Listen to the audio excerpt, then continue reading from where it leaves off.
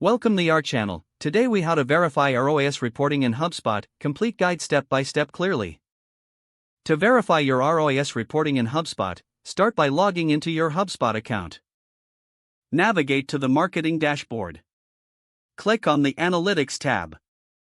Select Reports from the drop-down menu. Look for Custom Reports and click on it. Choose Create Custom Report. Add the relevant data sources for your report. In the Report Builder, locate the Metrics section. Search for the ROAS metric. Drag and drop the ROAS metric into your report layout.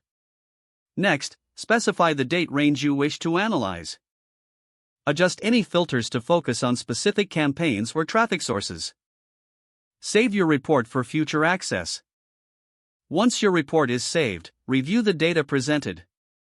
Cross-reference this data with your advertising platform for accuracy. Look for any discrepancies in the numbers. If you notice differences, check your attribution settings. Ensure that both HubSpot and your ad platform are using the same attribution model. Consider reviewing the Google Analytics integration settings as well. If necessary, consult HubSpot's community forums for common ROAS reporting issues. Once verified, you can confidently use this data for decision-making. Regularly revisit your reports to maintain accuracy over time. Ensure your tracking settings are updated as changes occur in your campaigns. If the page does not load, refresh the browser or try again in a private or incognito window. Make sure you are using the correct email address, then retype it carefully to avoid small typos. If your password is not accepted, use the reset option and create a new strong password you can remember.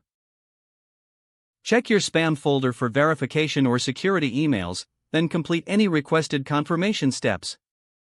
Enable two-factor authentication if available to improve account security and reduce unauthorized access risk. After signing in, review your profile details so your contact information and settings are accurate and current.